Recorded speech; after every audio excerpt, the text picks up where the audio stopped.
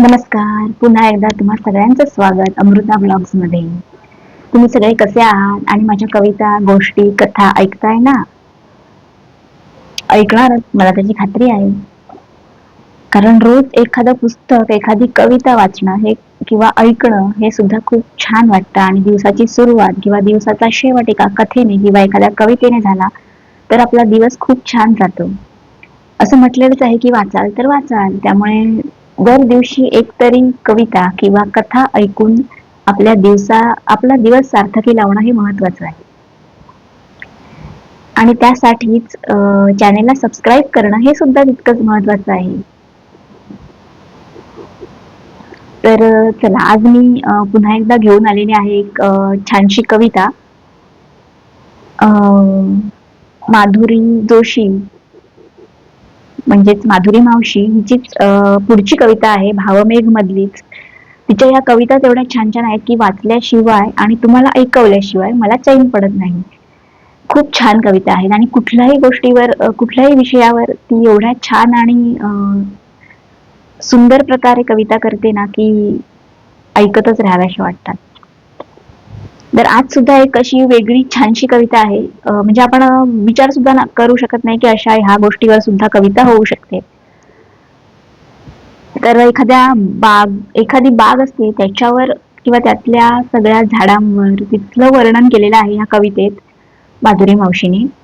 म्हणजे एखादी बाग सुद्धा कशी असू शकते त्याचं वर्णन सुद्धा कवितेतून करता येऊ शकतं. ही कल्पनाच खूप सुरेख आहे. तर कवितेचं नाव आहे एकच सगळे. ऐकूया आजची कविता. बाग चिमुकली एक छोटीशी, प्रसन्न सुंदर गोजिरवाणी. बाग चिमुकली एक छोटीशी, प्रसन्न सुंदर गोजिरवाणी. अलिप्त साऱ्या दुनियेपासून, ऐका जन हो तिची कहाणी.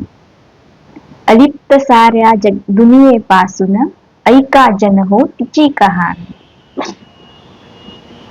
कळ्या गोजिऱ्या गोड लाघवी, अर्ध बोबडी त्यांची वाणी. कळ्या गोजिऱ्या गोड लाघवी, अर्ध बोबडी त्यांची वाणी. रंगनाथन भावेश जॉनी, सोबत असती यास्मीन राणी. बघा किती सुरेख वर्णन केलेलं आहे फुलांचं सुद्धा. रंगनाथन भावेश जॉनी, सोबत असती यास्मीन राणी. प्रत्येकाचे झाड निराळे, वेगवेगळी तशी रहाणी. प्रत्येकाचे झाड निराळे, वेगवेगळी तशी रहाणी. परंतु त्यांच्या असे मुळाशी, एकच माती एकच पाणी. परंतु त्यांच्या असे मुळाशी, एकच माती एकच पाणी. रंग वेगळे, गंध वेगळे, संस्कारांची अलग मांडणी. रंग वेगळे, गंध वेगळे, संस्कारांची अलग मांडणी. तरीही गाती एक दिलाने, राष्ट्रभक्तीची बुलंद गाणी. तरीही गाती एक दिलाने, राष्ट्रभक्तीची बुलंद गाणी.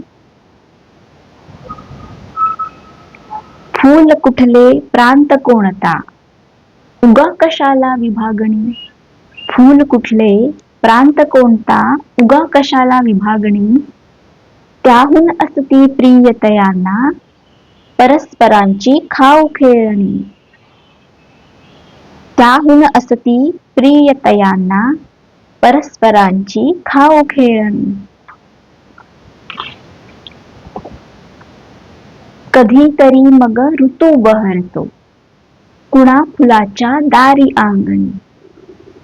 कधीतरी मग ऋतू बहरतो, कुणा फुलाच्या दारी अंगणी. करीती उत्सव सवे साजरे, फुले पाखरे लोभसवाणी. करीती उत्सव सवे साजरे, फुले पाखरे लोभसवाणी. भिन्न भाषा संवादांच्या, वृथा अभिमानी नसे कुणी. भिन्न भाषा संवादांच्या, वृथा अभिमानी नसे कुणी. बोल बोलता शिकून घेती, नसते तेथे तेढ दिवाणी. बोल बोलता शिकून घेती, नसते तेथे तेढ दिवाणी. कशास म्हणती राष्ट्र एकता, कशी करावी माणूस जुळणी. कशास म्हणती राष्ट्र एकता, कशी करावी माणूस जुळणी. वस्तुपाठ हा समोर असता, नको कुणाची व्यर्थ शिकवणी. वस्तुपाठ हा समोर असता, नको कुणाची व्यर्थ शिकवणी. खूप छान आहे ना कविता.